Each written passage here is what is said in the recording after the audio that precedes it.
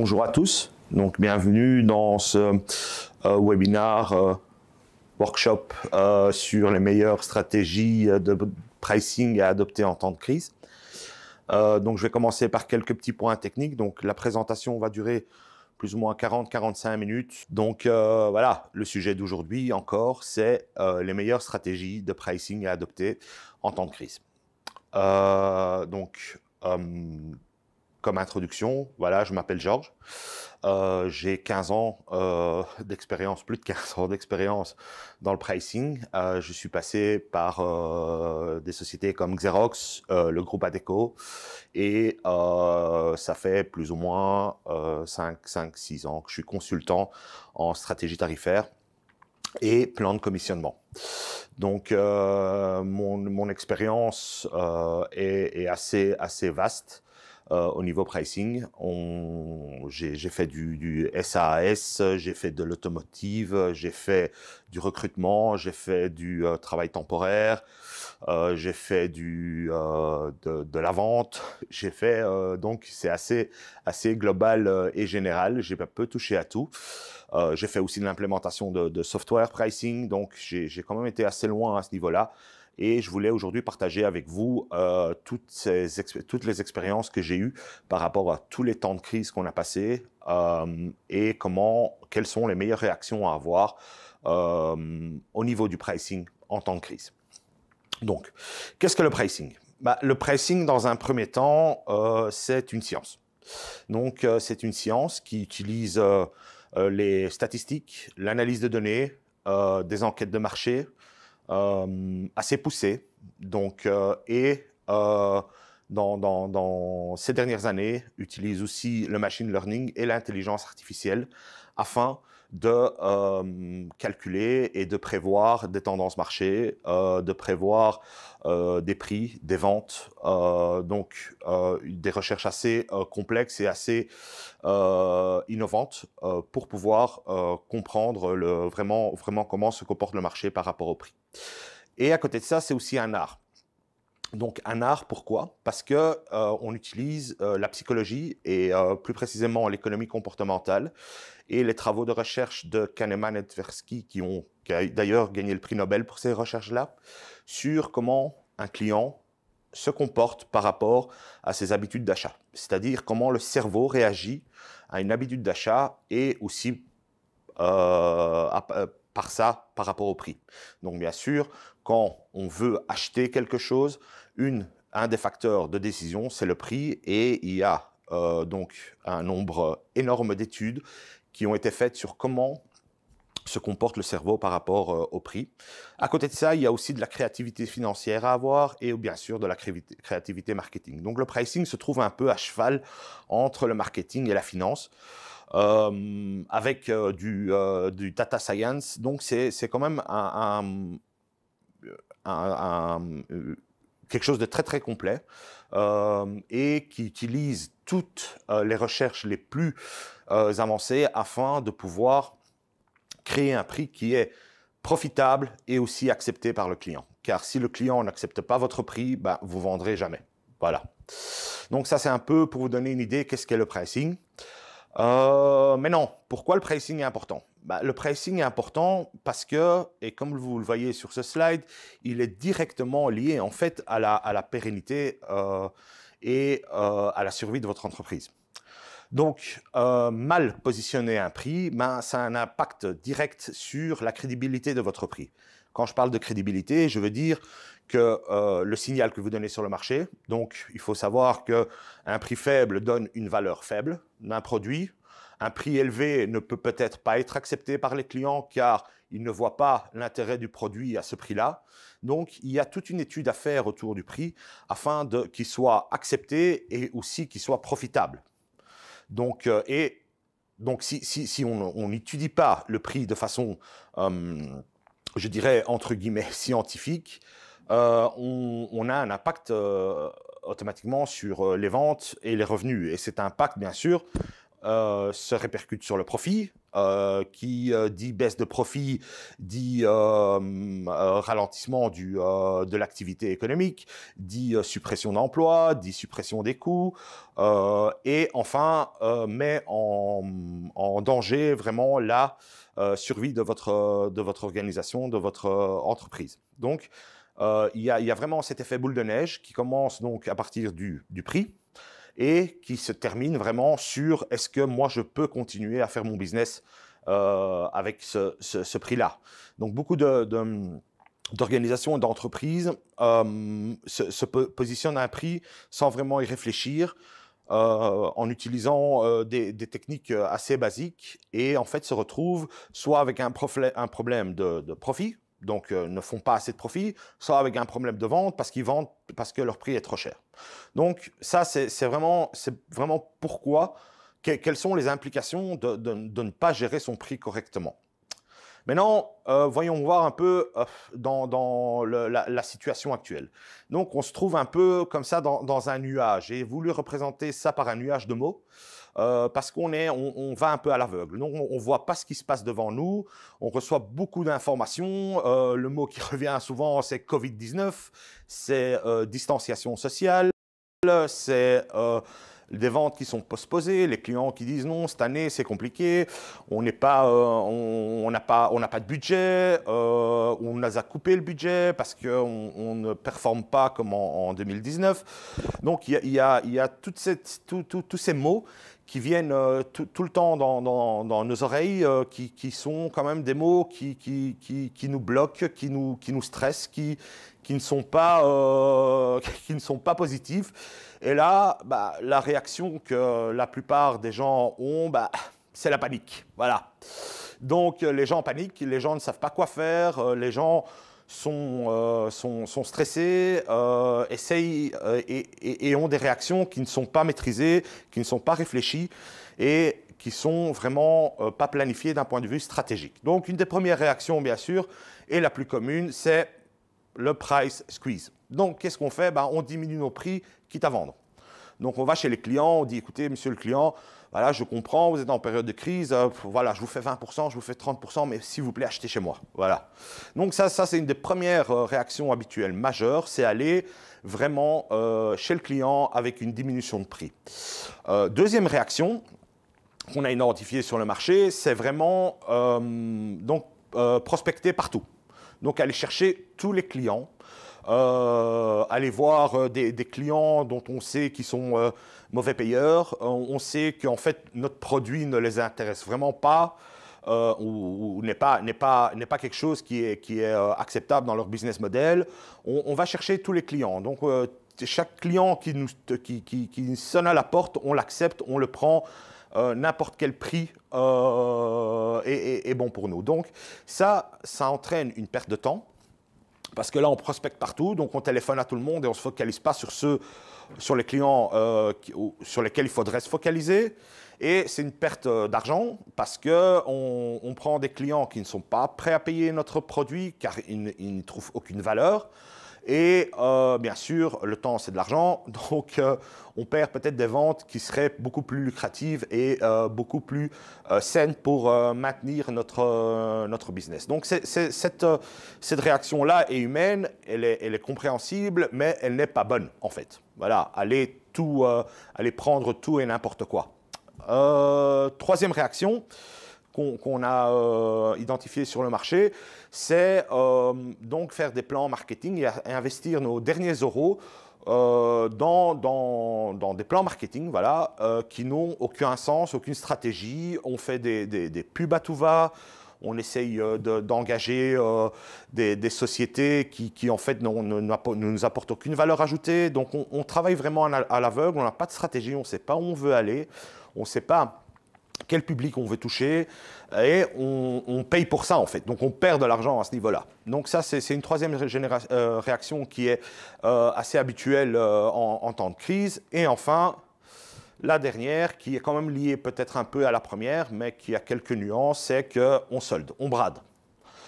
Donc on augmente nos promotions. Donc on fait des promotions sur nos produits, là où si on y réfléchit un peu plus, en fait, il n'aurait pas fallu vraiment faire des promotions parce qu'on aurait pu vendre à notre prix actuel, en fait, sans obligatoirement diminuer nos prix.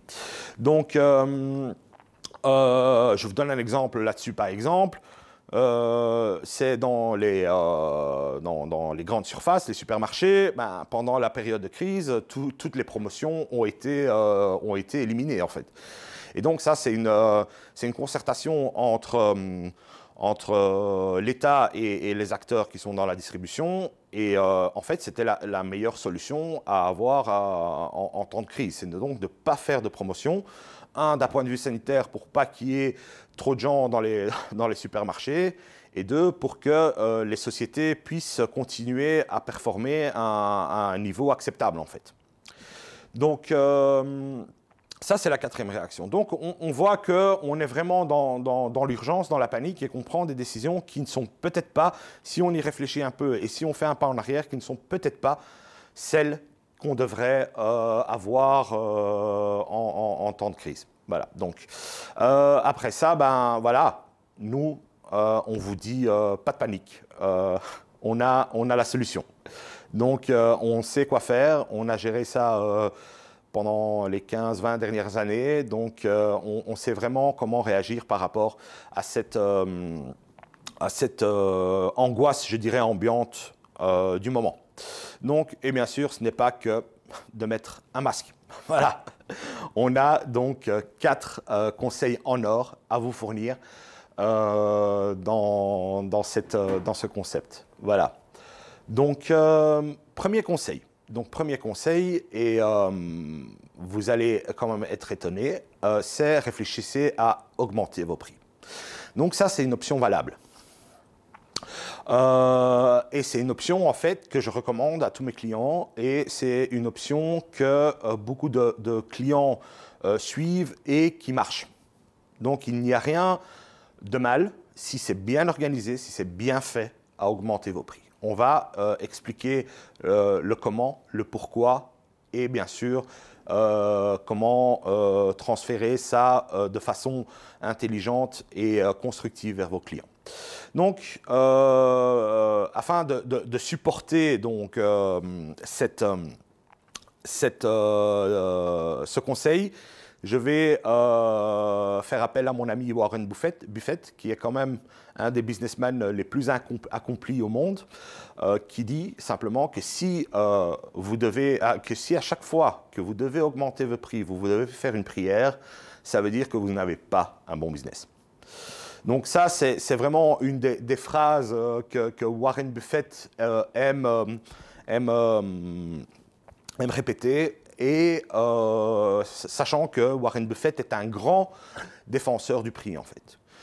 Warren Buffett a vraiment, se focalise vraiment sur le prix. Et donc, quand il fait ses décisions d'investissement, il regarde bien sûr, dans un premier temps, si la société qui va racheter a un pricing power. Pricing power, traduction en français, c'est une force dans le prix, c'est qu'elle peut décider d'une variation de prix sans que ceci affecte son marché, en fait.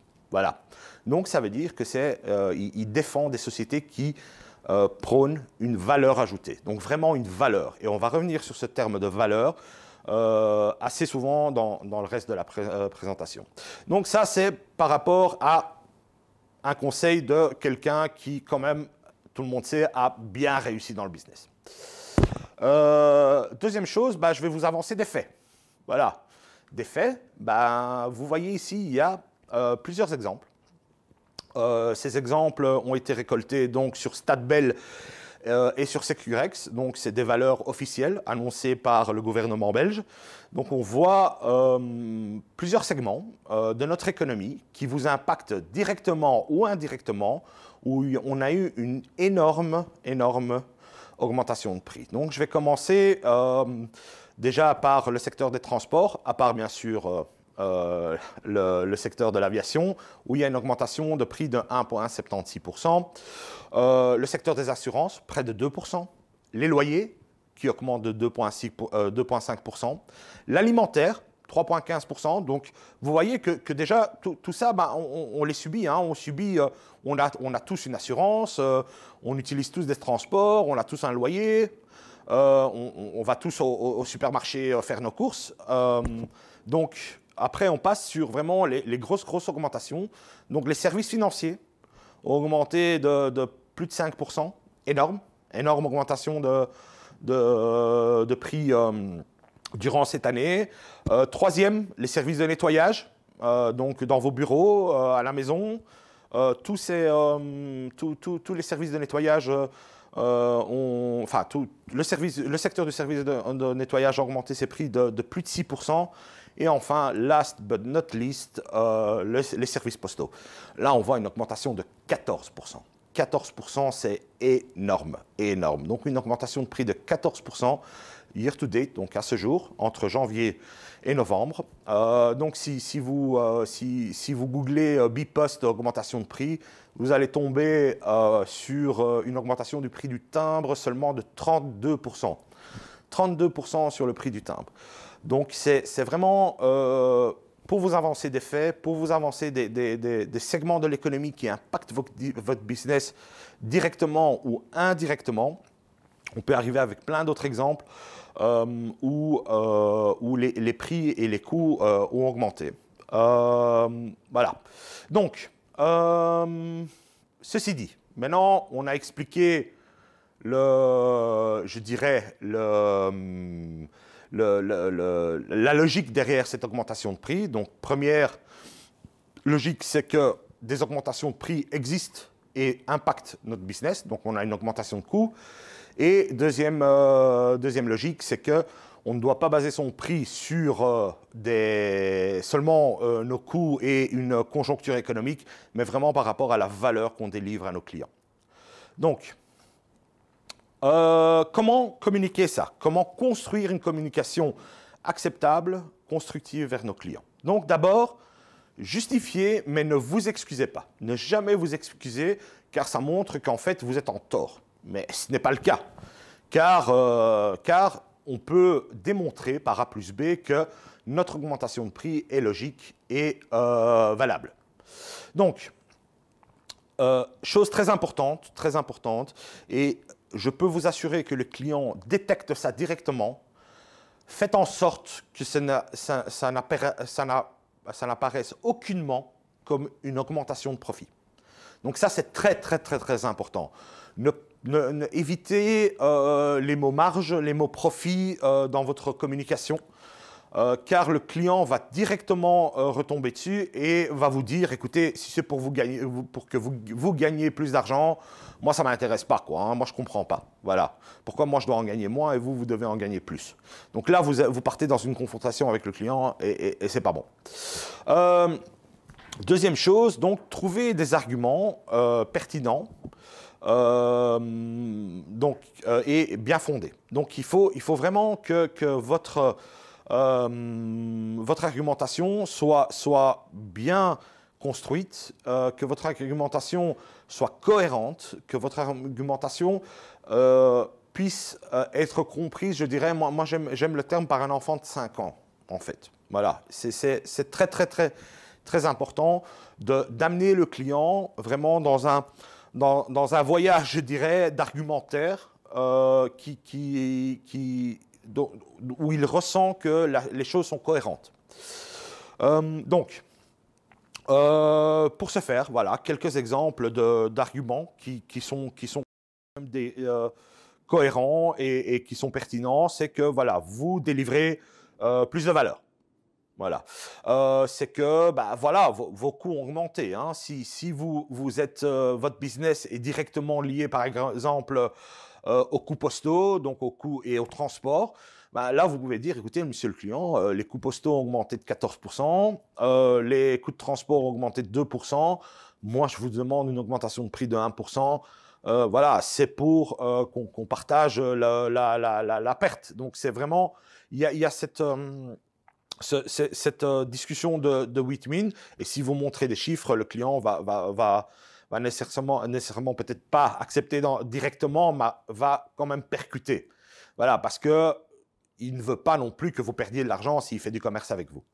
Donc, on est sur... donc voilà, ça c'est l'augmentation des coûts. Donc après, il y a un autre exemple qui est pertinent pour des sociétés qui commercent à l'international, c'est un changement donc dans les taux de change, donc des taux de change qui ne sont pas favorables pour vous. Voilà, le dollar monte, moi j'achète en dollars, pardon, le dollar monte, oui, moi j'achète en dollars, donc là j'ai des problèmes de coûts, des causes légales, voilà, ça arrive très souvent qu'il y ait des causes légales. Je vais donner un exemple sur l'intérim. Donc le tax shift, toute la réglementation et la loi sur le tax shift a changé. Donc les aides de l'État sont moindres, donc l'augmentation des coûts des employés intérimaires augmente fortement. Et donc, doit, dans un sens, être répercuté aussi sur le prix. Donc, ça doit être reflété aussi sur le prix, car votre base de coût augmente. Donc automatiquement, il est logique que votre prix soit plus le même, vu que vous n'avez plus ces mêmes aides de l'État. Point numéro 5, donc vous avez une nouvelle structure de services ou de produits. Donc, vous aviez un produit A que vous avez arrêté, et que vous dites, voilà, monsieur le client, à partir de maintenant, nous, on n'offre que le produit B, mais le produit B est bien meilleur. Nous le mettons sur le marché à plus 20%, mais comme vous êtes un ancien client, nous vous demanderons juste une augmentation de prix de 10%. Voilà, c'est juste pour vous donner un exemple.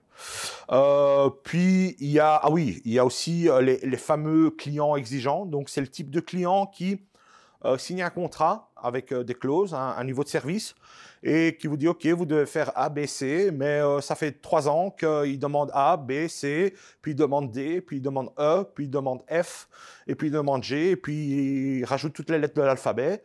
Et en fait, vous êtes en train de délivrer quelque chose qui est beaucoup plus que ce que vous étiez mis d'accord dans un premier temps. Donc, là, vous pouvez aller chez ce client et lui démontrer par A plus B, monsieur le client, on s'était mis d'accord sur ABC. Là, vous me demandez toutes les lettres de l'alphabet. Je pense qu'il est temps de peut-être revoir notre politique de prix, mais toujours de façon constructive. Donc, lui démontrer ces faits. Hein. Donc, et ça, c'est très facilement démontrable, je pense. Donc, ça, c'est vraiment la partie justification. Donc, comment justifier une augmentation de prix? Alors, il y a la partie préparation. Donc, il faut être crédible. Donc, il faut être crédible. Pour être crédible, et c'est ce que j'ai fait avec vous en début de présentation, je vous ai montré des faits et des chiffres. Voilà. Donc, les faits, c'est Warren Buffett qui est un exemple de businessman et qu'il prône vraiment le prix par rapport à la valeur et qui dit qu'une augmentation de prix est quelque chose qui doit être fait. Voilà. S'il faut le faire, et des chiffres en vous montrant les chiffres d'autres segments de l'économie qui vous impactent directement, sur lesquels il y a une augmentation de prix cette année. Donc ça, c'est les deux premiers points sur lesquels vous devez faire attention. Bien sûr, vous pouvez alimenter avec des graphiques, des documents de support, par exemple des textes de loi, par exemple, comme j'ai donné le tax shift, donc des sources, des références, donc vraiment tout ce qui peut justifier ce que vous avancez. Ça, c'est très, très important d'avoir ça, de créer un petit document que vous donnez à votre force de vente, que vous avez dans votre tiroir si jamais un client vous appelle. Donc, toutes ces choses sont très, très importantes, et soyez assez méticuleux à ce niveau-là. Essayez d'avoir que votre argumentation soit facilement identifiable sur le web. De vraiment donner des liens, même pour le client, pour qu'il puisse cliquer. Et là, vous allez voir que vous allez augmenter votre crédibilité par rapport à cette augmentation de prix. Et c'est vraiment très, très, très, très, très important. Je vais vous dire, pendant mon début de carrière chez Xerox, j'étais aussi responsable, j'ai été pendant un moment responsable aussi des achats. Et donc, un commercial ou une société qui venait avec des variations de prix sans les justifier, on le mettait à la poubelle directement. Hein. Donc, on lui envoyait un mail joli, très gentil en lui disant que voilà, on n'accepte pas.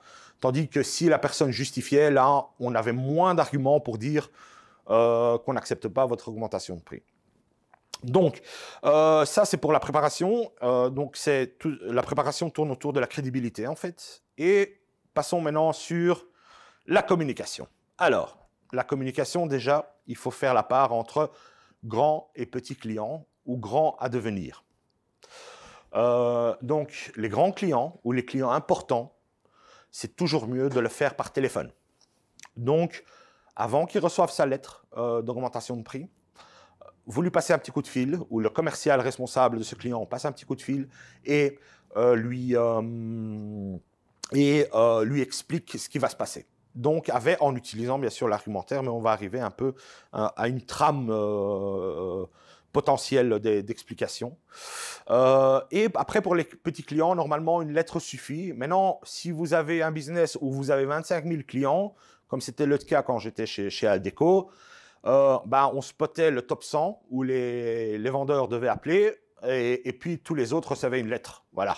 C'était aussi ça. Enfin, on ne sait pas appeler 25 000 clients, ça va vous coûter plus cher que l'augmentation de prix que vous allez faire. Voilà. Donc, dans la communication, en fait, qu'est-ce qui doit vraiment apparaître dans la communication? Alors, point très important, n'écrivez pas un roman. 3/4 de page suffisent. 3/4 de page suffisent. Donc, c'est vraiment première chose. Donc ça, c'est une première chose. Une autre chose très importante, faites en sorte que tout le monde dans votre organisation soit au courant de cette augmentation de prix. Donc, parce que si Jacques n'est pas au courant et que le client appelle Jacques, le Jacques va lui dire moi je suis pas au courant, monsieur le client ou madame la cliente, et là le client va l'utiliser comme argument, oui mais Jacques m'a dit qu'il n'y a pas d'augmentation de prix. Donc c'est vraiment, il faut que ça soit viral dans la société, que tout le monde sache qu'il y a une augmentation de prix. Donc, il faut annoncer l'augmentation de prix à vos clients 2 semaines ou moins. Ça, c'est minimum 2 semaines avant l'augmentation de prix pour lui laisser, pour pas le mettre dos au mur, parce que, en fait, si vous l'annoncez la veille, le client va dire, mais en fait, j'ai pas le choix, quoi. Voilà. Donc ça, c'est négatif par rapport à une augmentation de prix. Troisième point, donc, annoncez aussi la date exacte et le montant dans votre communication. Donc, augmentation de prix, monsieur le client, augmentation de prix à partir du 2/1/2021, d'une valeur de 2% par rapport à votre facture. Donc, essayez de dire aussi au client qu'est-ce que ça représente sur sa facture, en fait, en moyenne. Si vous avez un business un peu plus complexe, si vous dites au client, voilà, j'augmente mes prix de 2%, oui, mais qu'est-ce que ça fait sur ma facture, en fait? Qu'est-ce que ça fait sur ma facture finale? Donc, c'est très important d'essayer, d'essayer de guider le client afin qu'il comprenne que vous lui donnez les choses que vous voulez qu'il comprenne, en fait. Voilà. Alors,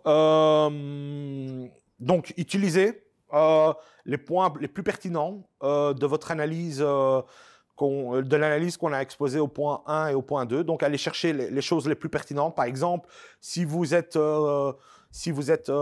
sujet à des frais postaux, mettez dans votre lettre que les frais postaux ont augmenté de 14%. Voilà, expliquez-le. Maintenant, il ne faut pas tout mettre. Il ne faut pas tout mettre, mais il faut mettre donc la valeur. Donc, quelle valeur vous délivrez?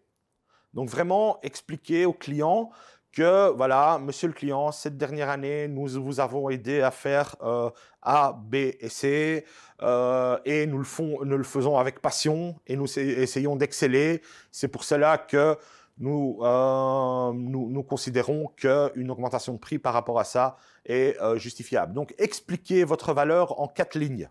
Vraiment expliquer la valeur que vous apportez au client en 4 lignes. Et si possible, et ça c'est quand, enfin, si on a peu de clients, c'est vraiment faire un petit résumé de la valeur que vous avez délivrée au client spécifiquement. Donc, des lettres personnalisées. Donc, expliquer à un client, voilà, monsieur le client A, nous, cette année, nous vous avons aidé à faire ça, ça et ça. Vous avez gagné ça, ça et ça grâce à notre travail et à notre collaboration. Donc, et là, le client va être déjà touché qu'il y a une personnalisation et que vous lui expliquez à lui, précisément à lui, pourquoi il y a une augmentation de prix. Et enfin, last but not least, ne fermez pas votre lettre en fait. C'est laisser l'opportunité au client de poser des questions. Ne lui faites pas comprendre que c'est négociable, mais en lui laissant l'opportunité de poser des questions, de vous appeler. Donc dites voilà, si vous avez plus de questions, vous pouvez appeler votre commercial ou vous pouvez appeler tel service et nous essaierons d'y répondre le plus précisément possible et le plus rapidement possible. Voilà, donc ça c'est très important de laisser l'opportunité au client, encore qu'il ne se sente pas qu'il est mis au pied du mur. Ça c'est encore une chose très très importante. Donc là on a passé un peu en revue comment on fait une augmentation de prix et qu'en fait une augmentation de prix est valide. Donc on peut argumenter une augmentation de prix. Et on a la chance aussi d'être au mois de décembre, donc on peut saisir l'opportunité de la nouvelle année. Donc en règle générale, et ça c'est l'usage, les sociétés font leur augmentation de prix en janvier d'une année. Donc c'est d'usage dans le commerce où on peut augmenter notre prix. Donc vraiment saisissez l'opportunité. Vous avez 15 jours. On peut faire une augmentation de prix jusqu'à fin janvier. À partir de là, ça commence un peu à devenir suspect. Donc, on ne fait pas d'augmentation de prix au mois de février, mars, avril. C'est un peu suspect, je dirais. Et là, vous aurez plus de coups de fil de clients. Et là, vous pouvez vraiment saisir cette opportunité de la nouvelle année où vous pouvez expliquer aux clients que pendant toute une année, vous les avez aidés, vous les avez supportés, vous avez apporté de la valeur, vous avez une augmentation, de vos coûts. Je ne l'ai pas cité au début, mais par exemple, Securex prévoit une indexation pour 2021 des salaires de 1,2%. Donc, il y aura une indexation des salaires. Donc, si vous avez des salaires à payer dans votre business, vous devez les couvrir d'une certaine manière. Donc, vraiment, on est dans le momentum, la période où on peut vraiment augmenter nos prix. Donc, voilà, ça, c'est pour le premier conseil. Donc, réfléchissez, pensez, est-ce qu'en fait, au lieu de diminuer mes prix, je ne pourrais pas peut-être un peu les augmenter? Donc, on est vraiment sur cette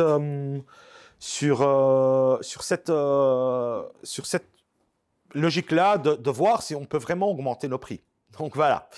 Ça, c'est pour le premier conseil. Second conseil, et ça, pour ceux qui ont suivi le workshop de la semaine passée avec Philippe, je ne vais pas trop m'attarder dessus, mais ça vaut la peine de passer quelques minutes quand même. C'est rester près de vos clients actuels. Pourquoi? Parce que les clients achètent chez les gens à qui ils font confiance. Donc ça, c'est la première chose. On achète là où on a confiance. Ça, c'est notre première, d'un point de vue psychologique. On va aller acheter nos produits là où on a, et nos services là où on fait confiance. Pourquoi? Pour deux simples bonnes raisons. C'est qu'on connaît déjà le niveau de service. Donc, on sait ce qu'on a. Donc ça, c'est vraiment l'adage business qui dit tu sais ce que tu as, mais tu ne sais pas ce que tu auras. Voilà, donc ça, c'est très, très important. Et deuxième chose, c'est que le prix est connu et est déjà accepté. Donc là, on est dans deux concepts très importants. C'est qu'on n'a plus à faire la preuve de notre service et de la qualité de notre produit. Et c'est que le prix a déjà été accepté une fois. Donc, c'est déjà un énorme pas vers la vente. Mais vous allez me dire, oui, mais ils sont déjà clients. Qu'est-ce que tu veux qu'on fasse? Il y a deux possibilités. La première possibilité, c'est faire du upselling. Donc, c'est de vendre quelque chose de mieux. Donc, si le client est client en service A et qu'en fait, il peut potentiellement passer sur un service B qui vous rapporte plus d'argent, essayez de vendre un service B. Expliquez au client, voilà, monsieur le client, ça fait quand même 2 ans que vous êtes client chez nous avec le service A. Est-ce que le service B, qui va vous apporter telle valeur, vous intéresserait? Donc, c'est très, très important. Enfin, c'est un premier pas, c'est faire du upselling. Et à côté de ça, avec le upselling, il y a le cross-selling. Donc, vendre des produits connexes ou des services connexes aux services que le client amenant. Donc, c'est vraiment une approche, je dirais, commerciale sur des clients existants où vous pouvez aller chercher plus de ventes sur quelqu'un qui est déjà convaincu par vous. Donc, c'est encore plus facile. C'est encore plus facile. Et le prix et la qualité ne seront plus une grande discussion parce qu'il les connaît. Il les connaît, il les a déjà acceptés. Donc, ça, c'est le deuxième conseil. Le troisième conseil, c'est, voilà, trouver des alternatives non liées au prix. Donc, si le client dit, oui, mais c'est pas, c'est trop cher, il faut diminuer les prix, dites-lui, essayez de trouver des points qui l'intéresseraient, mais qui ne sont pas liés au prix. Pourquoi je dis ça? Parce que une diminution de prix, une diminution de tarif est irrécupérable dans le futur. C'est-à-dire, si je diminue mes prix de 20% aujourd'hui et je retourne chez le même client dans un an pour lui vendre encore des produits, je ne pourrais pas lui faire le prix que j'ai aujourd'hui, en fait. Ce sera impossible. Impossible de lui faire passer la pilule où le prix a augmenté de 20%, même si vous l'expliquez, oui, mais je vous ai fait ce prix-là pendant la crise. Là, le client va directement vous dire non. Moi, j'ai un prix et je garde ce prix-là. Deuxième, donc, première technique, c'est vraiment augmenter, par exemple, vos délais de paiement. Donc, on sait que maintenant, pendant la crise, les gens ont des problèmes de cash. Si vous êtes un peu plus à l'aise au niveau de votre cash, là où vous demandiez un paiement immédiat, dites OK, mais vous pouvez payer à 30 jours ou vous pouvez payer à 60 jours. Donc, il y a cette alternative-là du délai de paiement qui est assez prisée chez les clients. Donc, et vous montrez en fait que vous vous intéressez à son business. Vous dites au client, voilà, monsieur client, moi, je veux vous aider. Je sais que vous n'avez pas de l'argent aujourd'hui maintenant, donc je vais élargir mes délais de paiement, donc vous pourrez continuer à acheter chez moi et payer plus tard. Et même si vous avez si votre trésorerie n'est pas assez bonne pour supporter ça, oui, il y a la solution du factoring. Donc, vous pouvez googler Koala Books de Bex ou demander à votre banque.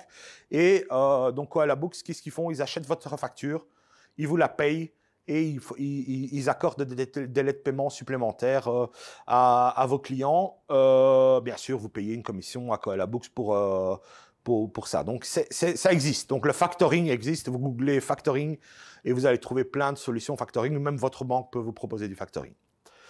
Deuxième point, c'est offrir des services qui en fait ont un faible ou presque pas de coût pour vous.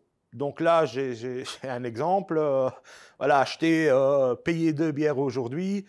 Vous recevrez une bière et une deuxième bière complètement gratuite. Donc là, c'est un peu humoristique comme slide, mais essayez de trouver des alternatives non financières, des alternatives qui ne vous coûtent pas d'argent et essayez de les mettre en avant et mettre en avant leurs valeurs. Et là, vous allez gagner des points par rapport à votre vente. Troisième conseil là-dessus, c'est créer de nouveaux produits, des substituts à votre produit original. Donc là, je donne l'exemple de l'iPhone. Donc, qu'est-ce que Apple fait? Il fait une gamme de téléphones qui sont avec une gamme de prix pour pouvoir toucher le maximum de public possible. Donc, quelqu'un qui n'est pas prêt à donner 1 000 $ pour s'acheter l'iPhone 12 Pro est peut-être prêt à donner 500 $ pour acheter l'iPhone XR. Voilà. Donc, c'est vraiment créer peut-être différents, enfin, ventiler votre produit avec une gamme de prix différente afin que vous puissiez continuer à vendre, même chez des clients qui ont un budget plus faible. Donc voilà, ça c'est un deuxième super conseil. Ça marche, tout le monde le fait.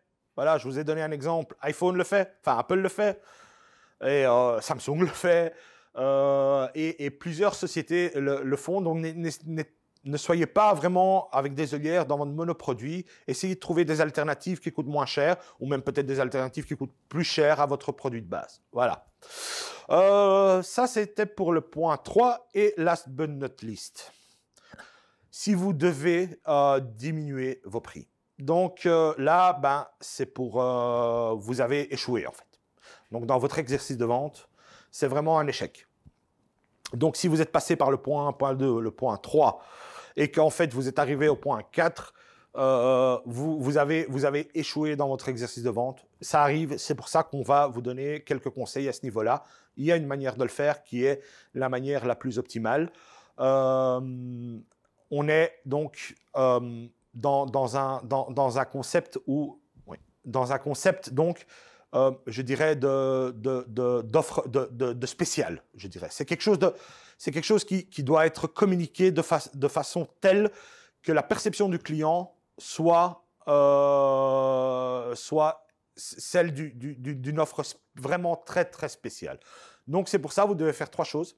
Donc, qu'elle soit temporaire, donc qu'elle soit spéciale, voilà. Donc, temporaire, spéciale et unique. Donc, la différence entre spécial et unique, c'est que faites passer le message au client, que c'est que pour vous, monsieur le client. Pour personne d'autre au monde, on le fait pour vous parce que vous êtes un client très, très spécial à nos yeux. Donc, mais il faut vraiment partir sur ces 3 concepts-là, qu'elles soient temporaires, donc vous compreniez, que le client comprenne qu'on le fait, mais on le fait pour 15 jours ou pour 1 mois ou jusqu'à votre prochain achat.